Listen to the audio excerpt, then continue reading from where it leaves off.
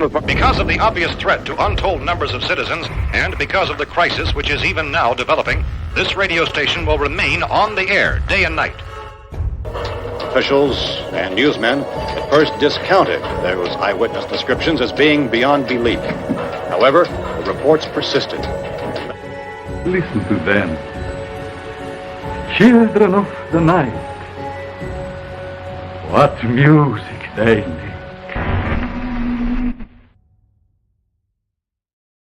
Good evening, everybody. Welcome to Boogeyman Radio. I'm David. I'm Charles. And you may not realize this, but this is a recording. What? We can do that? Gasp, you should. We decided to do this because, unfortunately, I have to work today. And we didn't want to miss a beat. And we didn't want you to miss us. So we pre-recorded this a day early. But on the fortunate side, we're still doing After Dark. So yeah. So if you're watching this, we will be live on the After Dark at our Patreon page. Yes. Patreon.com/Boogeyman Radio. Charles, my friend, how was your week? David, my friend. It was great. Better.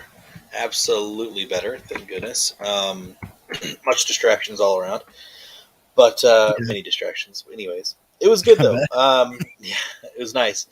Having some hopeful stuff happening where I sent an email to a place. Place will hopefully get back to me. We'll see what happens. No information outside of that? No, nothing yet. Nothing yet. Haven't got an email back yet. What? So you don't want to like jinx it, basically. You don't want to talk about it and jinx it. Yes. I get you. When certain things happen with this progression, then I'll reveal it. If it hasn't, then no big deal. Anyways, you got butterflies all up in my tummy. I got butterflies in my tummy. But no, but it was a good week. How about you? My week was shitty. My car pooped out on me. My car pooped out on me, so I had to go buy a new car, and I got forced into one that I really didn't want, but I had to do it. So now I have to pay like a stupid amount of money for it. And when adulting's a bitch. When you go so long without having to make payments on shit, you just kind of get used to that, and you realize how nice you have it. But then when you have to make payments that you can't afford, really puts the boot heel on the neck there. It does. Well, that's why a lot of single people, they can save money. They don't have to do single no child people. They can save money because having children are expensive. That's okay. I'm not dogging anybody for having children. That's just my observation. Well, for me, honestly, having a kid's not expensive at all for me. But it's this car. Yeah. Royally screwed on it. But think about this: how long are you gonna have your car? How long the payments for the car? 72 months, 5 years. All right, so that's 5 years, right? A child is 18. Unless something happens, but yeah, children are expensive. I don't pay as much for my child's expenses in a month that I'm paying for this car at this moment, but all throughout the 18 years, it's going to be more than that car. Guarantee it. Oh, there's going to be other cars down the line too. Well, yeah, but I mean that's other cars, not this car. And plus, I'm probably going to die in 6 years from drinking Mountain Dew. Probably. His heart just couldn't take it anymore. Yeah, right. Just couldn't. The arteries are all calcified. But anyway, outside of that, I'm trying to stay upbeat about it. I'm trying to look on the bright side. It's going to build my credit. Yeah. My credit gets high enough. I'm just going to go buy some property and that thing that adults need, right? Yeah. The credit. We have to have credit nowadays. And if there was one thing I could do to, if I could go back and tell myself one thing, it'd be go work on your credit. Absolutely. Being young, just being dumb, you blow through everything. Oh, yeah. Like I did. You regret it when I was about to rhyme. You regret it when you need credit. Dude, maybe that should be like a like I don't know, just some the jingle, right, for some You're company, gonna regret like it when you don't credit have company. credit. Yeah. Uh, Don't regret it if you don't have credit. What? I don't know. maybe Yeah, you that'll should be use the edit. you just right. You just found a slogan. You just found something. That's for sure. But I would tell my younger self, bro, you can party all you want, just fix your credit. I'm so thankful that I learned that lesson um, Yeah, pretty you're good. early. I would You did say, good. right out of college. Like I wasn't in college very long, but I still had to pay off loans, and I was like, you know what? In the grand scheme of things, this credit thing's pretty like it makes sense. So then I would make sure once I paid something off, I'd get something to keep having credit built up. Which they always say the whole credit card thing. Like, oh, don't get too many credit cards. Yeah. Well, yeah, but if you can afford one and you're good on your own spending, you can watch yourself. Get a credit card. It'll help you with credit, especially if it has a good percentage of interest rate and stuff. But Right. Or not interest. But yeah, right now though, interest rates, I wouldn't get really anything if you can't, or if you can. I know, Dave. It's fine. I understand. Come swinging real hard. I'm surprised you didn't try to find a car, get a bank loan, and go that way. When I actually tried that first, and I talked to my loan officer because I've got a loan through the bank already. That's right. Yeah. At least you're paying credit on that, right? Hey, I got 2 lines of credit now. I got 3 lines of credit right now. You have 3 lines of credit, Dave. Bro, like, glad you got a full-time job. So a few years ago, I decided that I was going to work on my credit. Actually, whenever I found out that I was going to have my daughter, like, I was like, you know what? I need to get my credit built up so we can buy a house and all this, be an adult. And so I started working on my credit. Of course, my counterpart didn't see that as being important. But they rarely do. And I stuck with that shit. And I set goals. Like, I was like, full disclosure, my credit score was like around 500 when I started this. And I was like, and by this date, my credit score is going to be like 600. I'm going to get it to 600 by this date. You'll do it. I had it to 656 by that date. I kicked its ass. I kicked credit's ass. And that was within a year. Good job. Yeah. And then, so now I've got a credit card, I've got a loan, and now I've got my car that's all on credit. So, keep that shit up. My credit's just going to keep skyrocketing. Yep. And then I'm going to fist the government. Well, currently the government's fisting you. In many ways. Anyways, let's get into our topic, shall we? Hey, before we get into our topic. All right. Yeah. I was going to tell you something. So I've been getting a lot of response about things, I've been posting regarding the paranormal, and lately there's a lot of drama going around the paranormal community. Some of you probably may have heard, like Nick Roth posting the video. I'll answer any question honestly. Those were his words. I'll honestly answer any question. Sure. And then was it on Instagram or TikTok that Dakota posted? I don't know about Dakota's, but yeah. But he posted because there's all these rumors about all these shows being canceled because of Zach Baggins, allegedly. Right. So then Dakota came out, said, "Are we getting canceled? I don't know. Are we coming back? Are we being renewed? I don't know."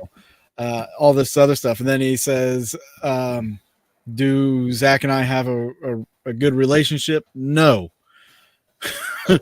Yeah, he came out. He's like, no, we do not. And he said he'll get more into that down the road later, I guess. So Nick's going to be talking about some things. Dakota's come out saying he's going to be talking talking some stuff about something. The paranormal stuff is going to be hitting the fan, and if the paranormal shows are getting canceled, and if it's true that like Discovery is going to be removing them, and Travel Channel is going to be removing all these shows, Yes. what is going to be out there for paranormal enthusiasts to watch? Right. Well, you know, I'd been talking online about doing a show that's not the cookie cutter show, and bringing something new. And I'd been saying I want private donations or private investors for the show, because I don't want like trying to remember and figure out who donated and what they're supposed to get and perks and stuff doing the crowdfunding. I think I might actually do the crowdfunding only as a all or nothing kind of thing, though. Like, we're either going to raise this money or we're not. Yeah. I'm thinking about doing that. At first I was against it because it's crowdfunding is a pain in the ass. The paranormal stuff doesn't get very much attention. People want something new, but they don't want to invest in something new. Yes. Yeah, absolutely. You know what I mean? They don't want to contribute, donate to anything paranormal. They just want the results. Mm-hmm. Yeah. They want it now. Yeah. So instead of like just, okay, I'll raise, you know, if I ended up raising just a couple $100 and then trying to roll with that, that shit ain't going to fly. No. It's just not going to happen. A regular show. $200? No. Or, say if a show was a production company shooting 6 episodes of a show, they're likely spending $50,000. At least. $50,000. Yeah, at least. Because they got to pay the cast. Cast has to, you know, everybody that works on the show has got to get paid. Mm-hmm. You know, travel, all the expenses, equipment, everything's got to be paid for. So, obviously, I'm not going to be asking for 50,000 or anything like that, but it is going to be a substantial amount, enough for me to be able to do this. You know, and we'll see. We'll see what happens. So it's got to be time, stay, resources. Like, because I'm gonna have to leave my job travel. For a month. Yeah, I was gonna say I'll have to leave not my easy job making films, man. Like, it's just how it is. Yeah, bills will have to be paid while I'm gone filming. A lot of things that are gonna have to happen, and the other people that are gonna be working with me on it.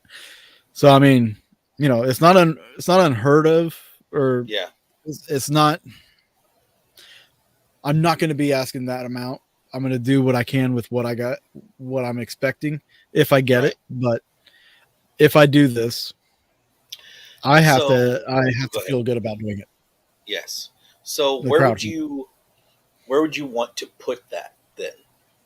I mean, I've always rolled with Indiegogo because they're cheaper. No, I mean, like, where would you, like, once everything's done filming, where would the video be?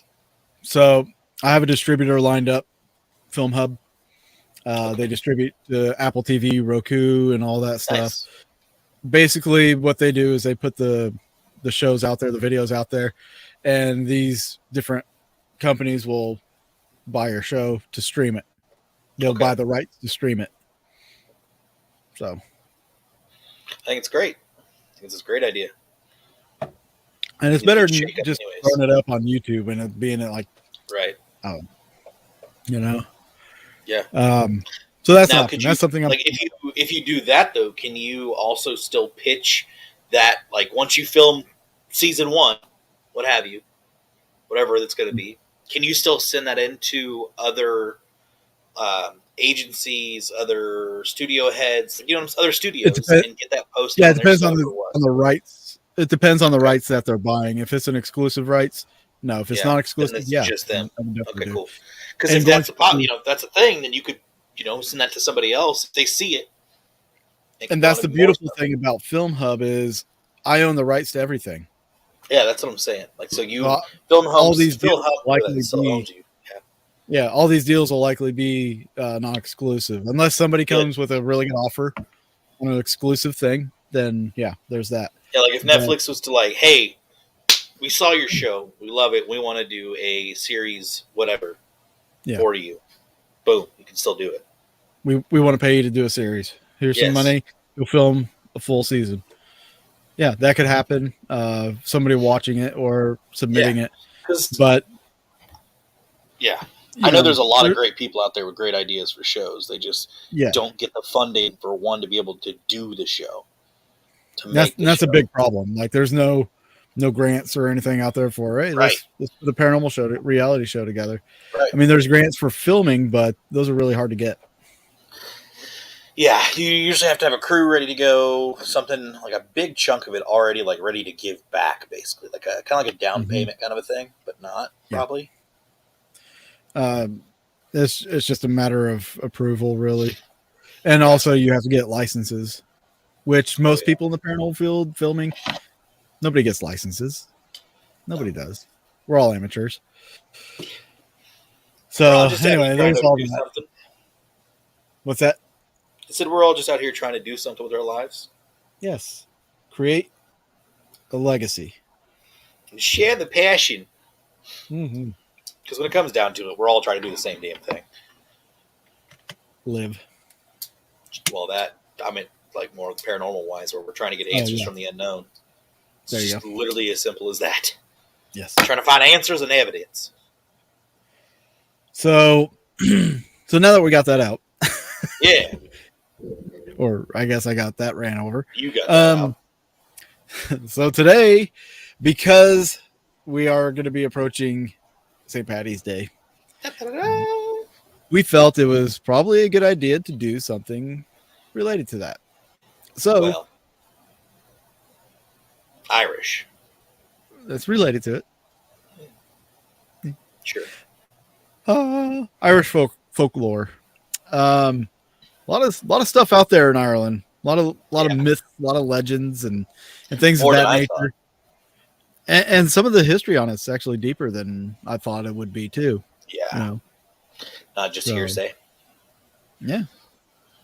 So why don't you kick us off with one of these legends? All right. So let's see here. Let's start with the Tipperary, literally how you say it, Wolfmen. Okay. I'll share like a little. Really, I'll just read it off. In Tipperary and Ossory, there are legends of werewolf-like creatures as opposed to the slightly more mainstream, though still very fringe, Irish hairy humanoids. The Gruagash and other wild men, which I'll talk about I think it's Gruagash or Gruagash, pronunciations escapes me. As of February 2021, there have been only 2 modern sightings of the creature, and only one has any detail, time, or date given. So let's talk about it. Modern sightings. In 2009, an anonymous person reported to a UK Bigfoot researchers, Deborah Hatswell, that they at one point called a human. Sorry, needed to slow down a little bit. Called a haunted dog in the road between Newpoint and Rear Cross in South Tipperary, the Republic of Ireland. Late at night during the cold winter of 1999, the person who reported the sighting was driving home with their aunt, uncle, and cousin when they saw an elderly man cross the road, or on the road. The street lights were off for whatever reason. It was cold. They only saw him for a few seconds, and only saw him because their garden light was on. Since it was pitch black, can't see anything when it's super dark. So how could you tell it was a man, right? Just maybe it's posture? Well, they said the garden light was on, so they had to have had some light. Well, they said elderly man, so that had to be something. So yeah, that's a good point. When they drove past him, he disappeared, and when they looked back, they saw a huge dog with glowing red eyes. Nothing else came of the encounter, and nobody has seen the creature before or since, except in legends, and in one other sighting. Another anonymous witness reported seeing similar creature at Ballymacward in a lane near a train station in Hi, 1913. I'm Molly McLard. Yeah, right? Hard Molly. Ballymacward. Yeah, exactly. Oh. 2 15-year-old boys say that they heard growling from behind a wall. So they looked over, only to see a man with a bear's head. After attempting to talk to the creature, it rudely said, "Don't talk to me." Jesus. Sounds like it's some kids trying to make up some stories. So, with that, the Wolfman sighting, there's not really a whole lot. There has been like those couple sightings, but I wouldn't be surprised. I guarantee there's more werewolf like stories and culture, because werewolf, it took Europe by storm.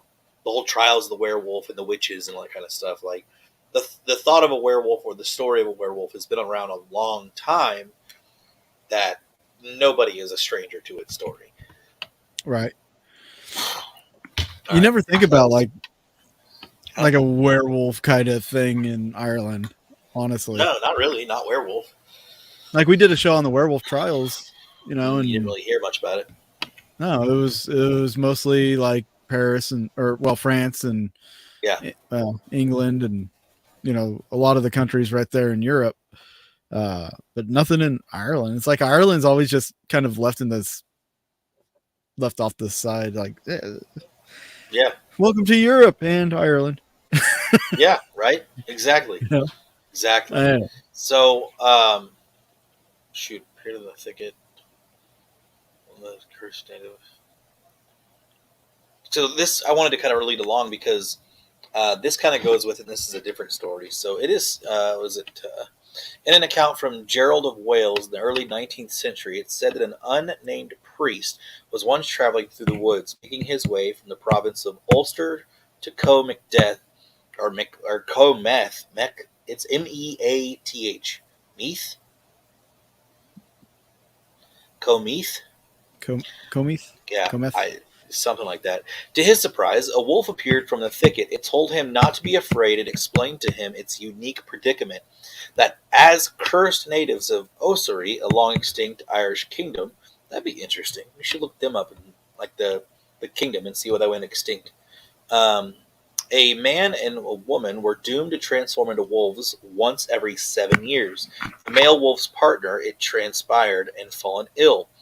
He requested that the priest perform the last rites over her ailing body in case she wasn't able to pull through. The priest complied, and all was well. So that was the story of one of the beginnings of how this wolf came to be. But, so, Ossory and Galway. So Galway we're familiar with, right? Like you're familiar with the term, with like the place Galway? No.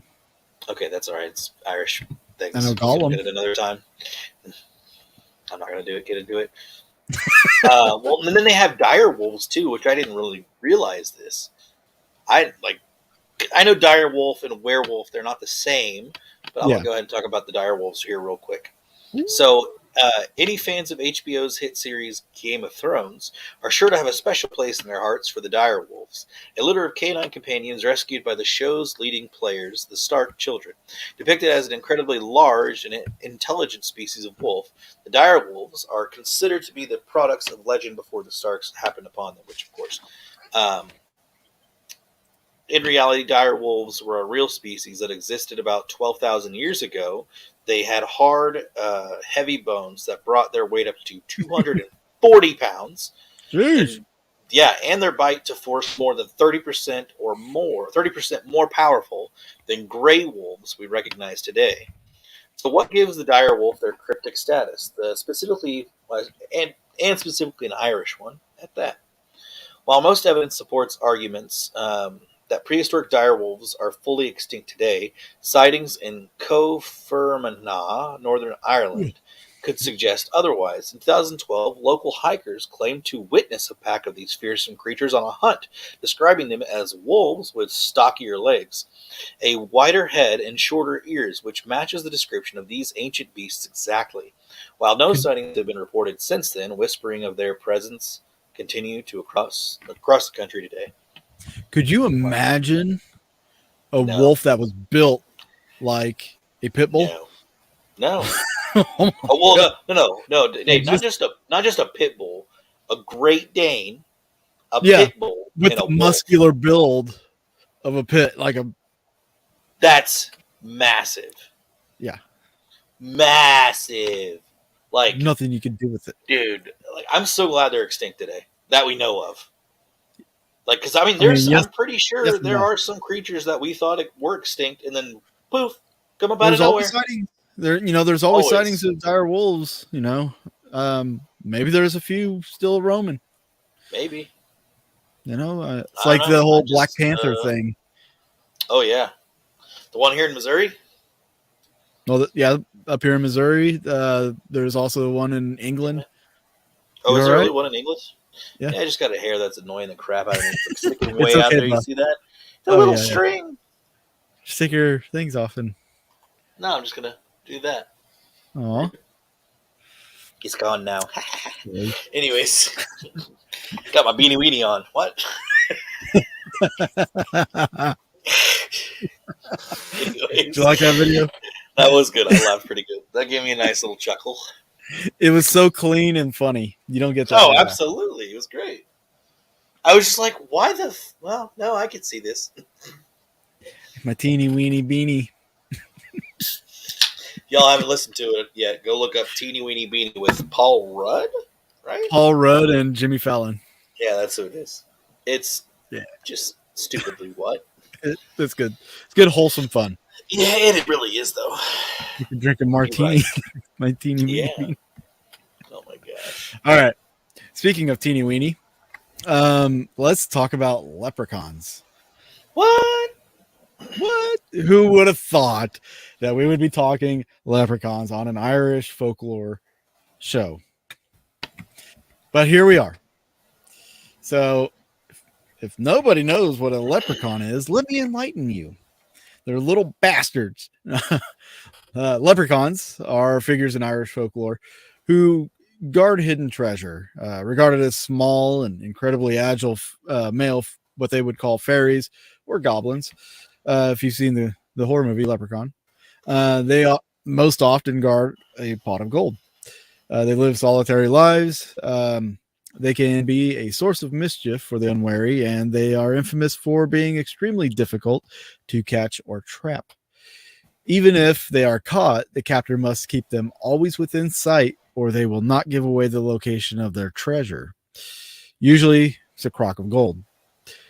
Leprechauns share a lot of characteristics with more ancient creatures from Irish, Celtic, and wider European mythology, but since the 19th century CE, they have risen to the dominant position of being the most recognizable symbol of Irish folklore. So there's the name variation. I'm not going to get real deep into that, but the name actually came from like several different, like, what do they call them? Counties or regions of Ireland. So like one region, there would be like this term, like Luke Raman or something like that. And then another one that was, what was it? There was a town called, these are going to be stupid names to pronounce. See, now it's your turn. Loricon. Yeah, Knocknaloricon in County Waterford. It derives its name from the Hill of the Leprechauns. That's what it means. And then there's another town that's name is Polalapercadon. Polalapercadon in County Kerry means pool of the leprechaun. So a lot of these towns and regions, they have different pronunciations, and over time the sound of it all just kind of blended together as people mated and crossed paths and stuff like that. So leprechaun. Yeah. According to some scholars, the word leprechaun comes from ancient Irish Celtic god and cultural hero Lugh. Lugh was originally the god of the sun and light, and then he became a great warrior, ruler of ancient Ireland. Lugh's stature, literally, diminished over the time as Christianization of Europe gathered pace. He was eventually transformed into Lugh Cromain, meaning stooping Lugh. He is now inhabited the underground world of Sid, where all the other gods were relegated as the people forgot about their traditions and embraced new religions. Lugh thus becomes a sort of fairy craftsman, and from there, Lugh became the leprechaun, the diminutive fairy goblin in medieval folklore. Damn, Lou. Started at the top, now you're here. Dang Liu Kang. That sucks. Let's see here. After the medieval period, leprechauns became the favorites of many writers who elevated them to a position of such dominance that few other types of Irish goblins and fairies are now widely known, despite the fact that these are many and often much more remarkable than leprechauns. In particular, T. Crofton Croker, in his Fairy Legends and Traditions of the South Ireland, which was published in 1825, and other works, ensured that leprechauns eclipsed all other fairy goblin figures in Irish folklore. So they just kind of, everybody piled on this whole fairy and goblin thing, but they really piled on the leprechaun stuff. Like they just, It's the most famous. fairy, Yeah. like it's like nowadays when you talk to millennials, name a quarterback in the NFL, Tom Brady. That's all they know because he got propelled. Yeah. So yeah, the ball just kept rolling with authors, and a lot of these other ones that we're going to be talking about kind of disappeared. But there's some. Why are the leprechauns all obsessed with gold? We're gonna get into that, right? I'm jumping the gun here. Yeah. No, You that's all I'm going to get into with the leprechauns. Wow. But to answer that question, also could be because the god Lu was the god of sun. What color is the sun? Gold, shiny gold coin reminds people of the sun. Yeah, but what does that have to do with the rainbows? Like, where did that whole myth come from? That probably because after a storm, the rainbows come out and the sun comes up.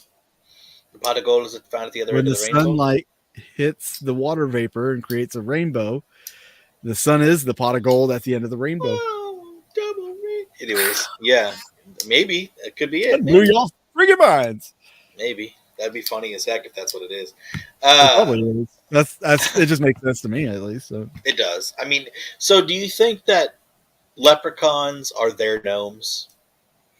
Well, they've always been calling them fairies and goblins. Well, so, gnomes were a type of fairy. Like some places consider gnomes a fairy.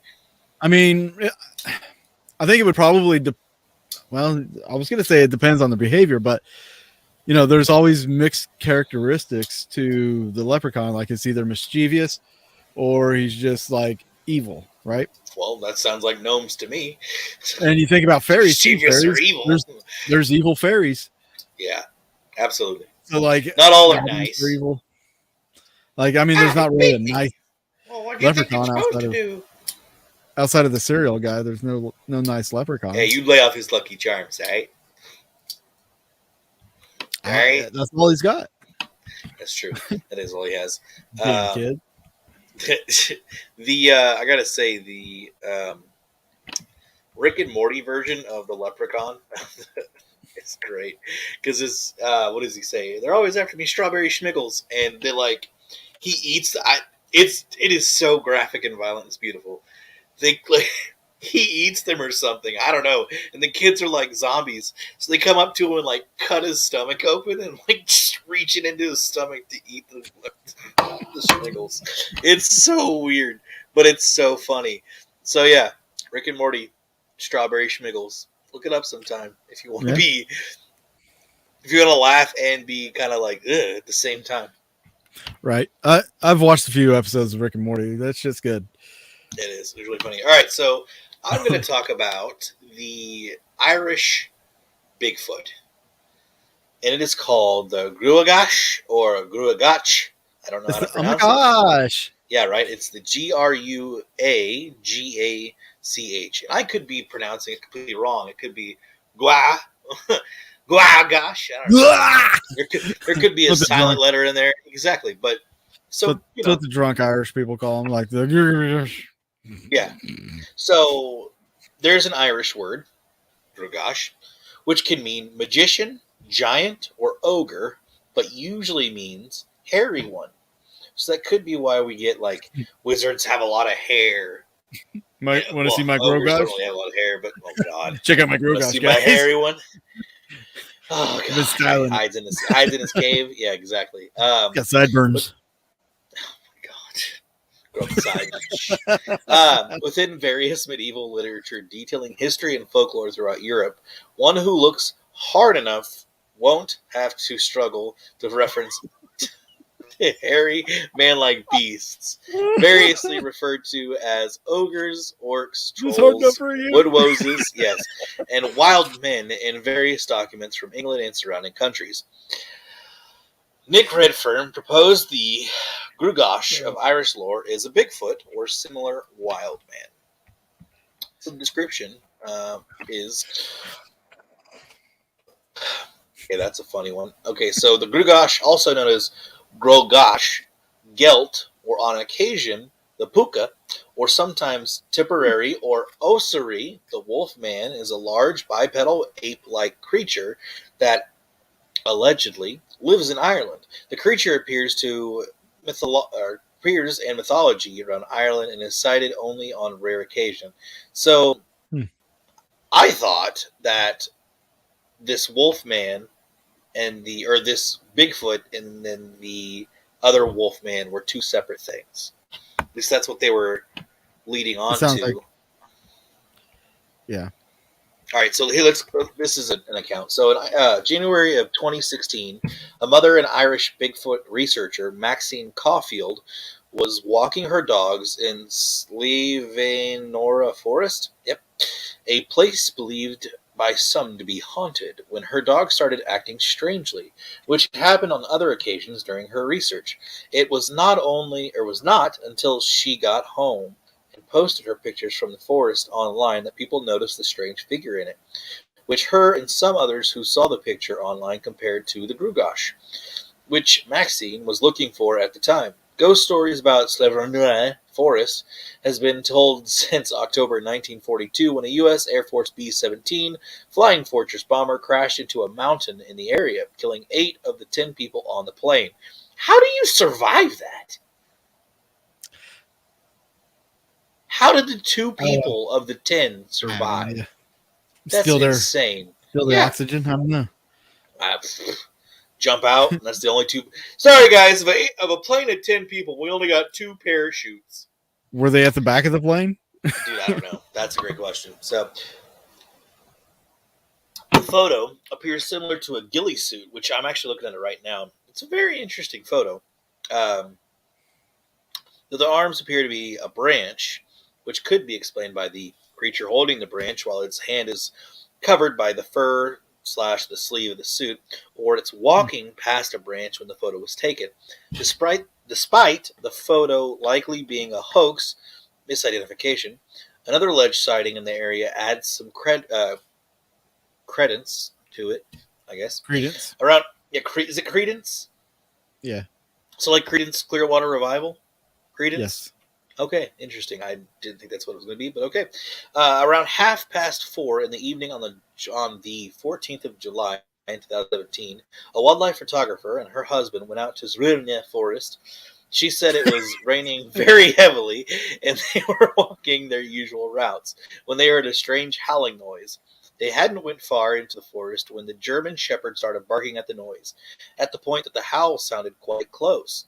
But they couldn't find the source of the noise. A few seconds later, the noise stopped, then started again. This happened 4 times. She says she heard the noise before in the same area of the forest, but she was alone with her dogs and she doubted herself a bit. She told the researcher Deborah Hotswell she intended on going back there without the dogs to see if she'd heard it. She reported the same researcher that on the 17th of July 2017, she returned to the area with her phone, but she didn't hear anything. She brought her partner's smaller dog Barney with her, and he stopped randomly near where she says she found a double X made with large tree trunks. Well, see, that's interesting because I've watched a lot of video on Bigfoot behavior and stuff like that, and people will find X like even hanging up in trees. Like they'll see some large X's made. Yeah, so that's interesting. So right, that's what I was thinking too. So there's definitely some similarities here between like American or whatever Bigfoots to this. So could we be talking about an actual Bigfoot? And which, I mean, why wouldn't we? Ireland has a lot of forest too, a lot of forested area where Bigfoots could hide. So it is worth noting that in other parts of the world, field researchers also have found or reported this. So that next sentence was literally saying what you said about other X's being found there. Beautiful. So the dog just stood there, sniffing the wind with his ears up and one paw on the ground, as if he smelt something. Later on, her partner and her both got the feeling of being watched after the dog started doing the same thing. She also says that while it may be unrelated, she lost the dog's ball in the area and looked for it for a while without finding it, before going back the next day and finding it laying in the middle of the trail. Nice. She says she will go back again until she finds something to prove her story. However, no more information is given and nothing else has been reported in that forest, though there are 2 nearby forests where things have been reported, Dunluce and Ballybully. In Tipperary Island, there were the historic wolf sightings, Wolfman warriors. There are also historic accounts of wolfmen, which may be the source of the howling, so that could be, and that's in Southern Ireland. Let's see, we already talked about that one. Oh, no, that's a different one. In 1997, 2 men claimed they were allegedly haunted by Ballybully Forest when they heard that they called a loud flapping sound. They thought nothing of it and continued walking until they heard strange noises, such as a woman moaning in pain. They were horrified to find a group of trees thickly smeared with blood. Yeah, right? As they ran off, one of the men claims he saw 4 dark humanoid figures standing behind them, but not chasing them, where only a few seconds later, or earlier, nothing had been there. Other reports from the area describe druid rituals where animals are burned to death and campfires and teepee-shaped tree structures can be found in the forest, though the tree structures are more common. Wow. Let's see if this is... Maybe we talked about that one. Woman claims it. Okay. This woman goes to describe it in more detail from an experience that she had. It was covered in dark brown black fur, was 8 feet tall. Later that year, a man claimed to have seen an ape-like creature using improvised eating utensils. Okay. Kind of like a chimpanzee. Like chimpanzees use utensils too. Yeah. So there are more sightings. There's many Facebook pages too about the Grenache. Interesting. Some Irish Wildman Society. One, however, is based near Ballybully Forest. Frequently visits the forest, and they frequently visit the forest to find evidence. I guess let's see here. They found a footprint. They had an up. This group goes on to say, we had a huge breakthrough with our last expedition, our first sighting. We'll post a video taken just after the sighting and comments, but I'll detail what I saw. We'd been pretty unsuccessful. We found one very cool footprint, and we were going to check the apple after we had left previously. Before we went home, I ran ahead to get away from the flies and then saw it. It was in the distance, but I could make out a rounded cone-shaped head covered in brown fur attached to a muscular upper body. I couldn't see below the chest level. It had a human-like face and was looking towards me. Then it turned and ran away. I ran towards it, but since my phone was dead, I had to quickly borrow another phone. But by the time I got there, it was gone. There were some footprints on the ground. Let's see what these footprints look like, shall we? Now, while you're looking for that, I already found it. Okay, while you're doing that, I will say I'm kind of curious to see like what some of the similarities are between like here and China and just all over where these Bigfoot, Yeti kind of things all live. All right, I'm curious to see what all they have in common outside of the look. Absolutely, I agree. No, I'm going to zoom in on it. Yeah. So it looks small. like there's a big toe, little toe, little toe, little toe, little toe. 1, 2, 3, 4, and then a big toe. But yeah, that's what I thought too. Is that looks like a pretty small foot? So maybe they were dealing with like a child or something. You know what I mean? Like that way, because if it got caught off guard, if it was able to be approached by a human, or like a human could see it and then it ran away. Maybe it was like a oh shit, and then it had to leave.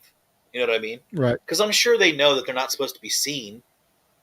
Yeah. I'm sure whoever they're with, they're told you're not supposed to be seen.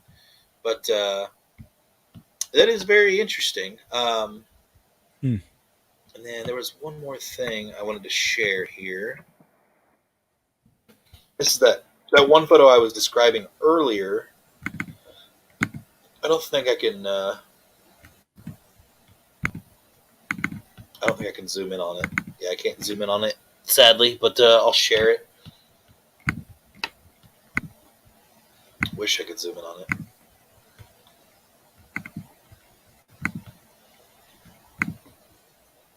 So this is interesting, and it could be just a fault, like a tree that fell over, and we're looking at the bottom of the trunk or whatever. That's the top right here with the snow on it. Just kind of what I see there. And then but I don't know. It looks like it could be sitting, but you have to think. I don't see any snow falling in this picture, so whatever that is, it was sitting or it had been there stationary for a long time. Yeah. Because if we look through the rest of the picture, there's no snowflakes falling. That we can tell. Yeah, like it just looks like a tree trunk. It looks like it's one of those. Yeah, stump. It looks like one of those, like just at the right angle, kind of spots. It looks like it could be something. Now the next folklore, you would not think would be an Irish folklore, because for me personally, if I hear the story, I always think German. Or sometimes Canadian, or or French, I guess. And that, my friends, would be the story of the Headless Horseman. Yeah. It was a really good impersonation of the horse. I know I'm really good at my impersonations. So in Celtic mythology, it is known as the Dullahan. The Dullahan is also known as the Headless Horseman and the embodiment of the Celtic god Crom Dubh, D-U-B-H. Okay. His is the story of a headless rider who roams the lands of Ireland looking for victims whose lives he intends to take. The Dullahan is one of the most well-known tales of Irish mythology, and the story became so popular over time. In turn, the Headless Horseman has become a key character used in mythology of many other cultures, as well as in many modern horror stories. The Dullahan is most well known for his headless appearance, and there are many stories that suggest how he lost his head, one of which being that he was a soldier in his previous life and had his head taken from him in battle. Jeez. His roaming has been depicted as him searching for his lost head for all of eternity.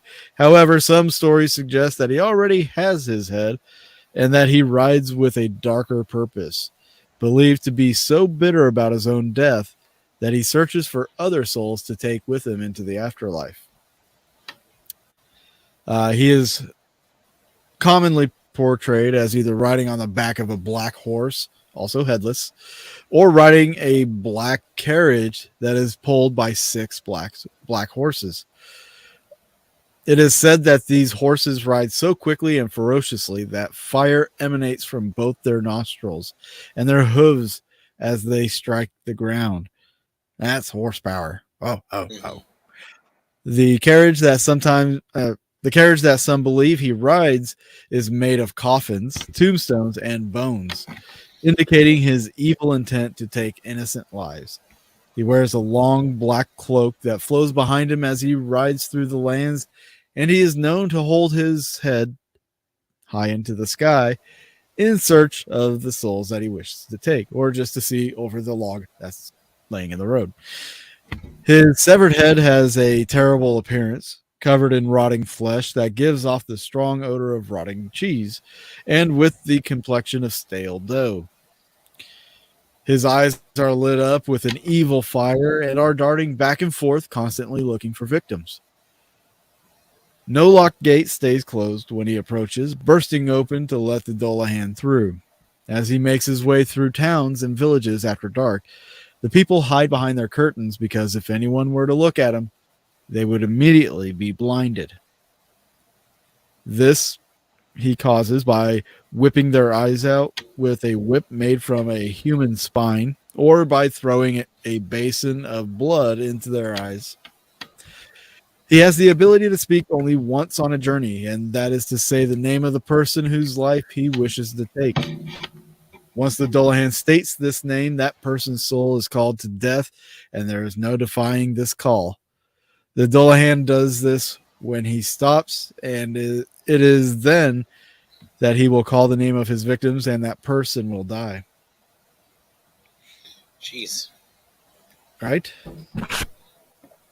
The Dullahan is believed to appear after sunset on certain festivals and feast days, which is when people know to be wary of looking outside after the sun has gone down.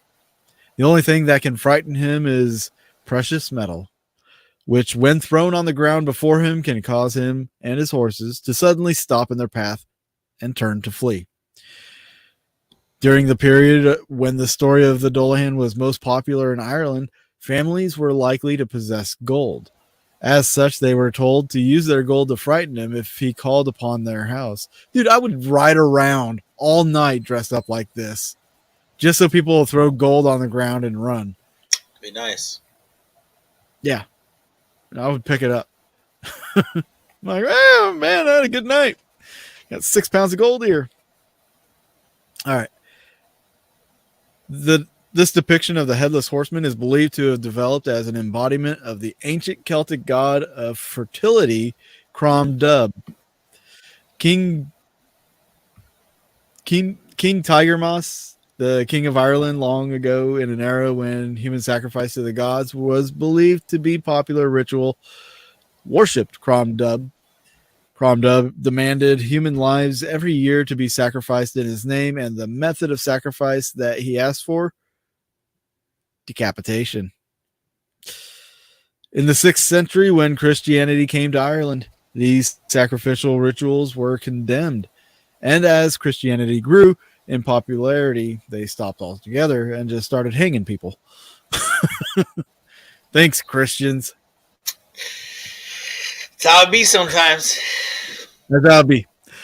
This was when the story of Dullahan first became prevalent, as the Irish people believed that Crom took this physical form in order to continue getting the sacrificial souls that he called for.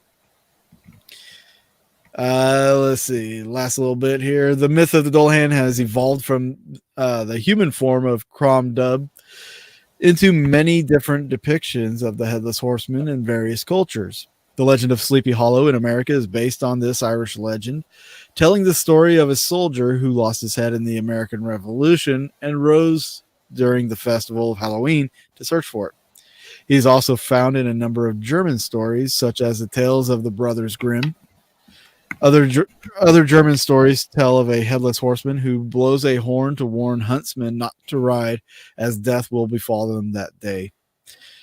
In modern times, the Dullahan has been popularized as an evil character in many computer games and fantasy stories. Thus, the legend, one of the most represented Irish legends, will continue to live on for many years. Facts. Very true. That's a good one because I never knew that it was Irish. I didn't either. I just felt like it was a German thing, the Brothers Grimm thing. Yeah, absolutely. Me too. I didn't know that either. And then it's actually molded after a god. That is even more fascinating now to know. Well, the more you find out, the more you know, I guess, right?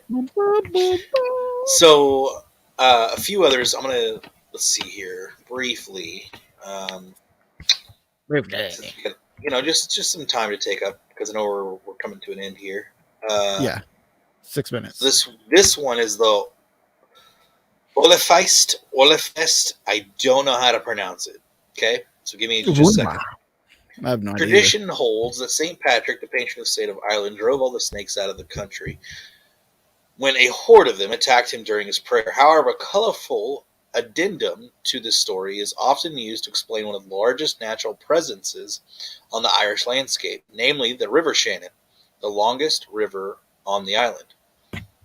According to the legend, Olafeist, however you say that, which was its German. name derives from Irish all or ol, meaning great, and peist, meaning at length, worm, beast, reptile, or monster. It was a serpent dragon of a massive proportion and even greater intelligence.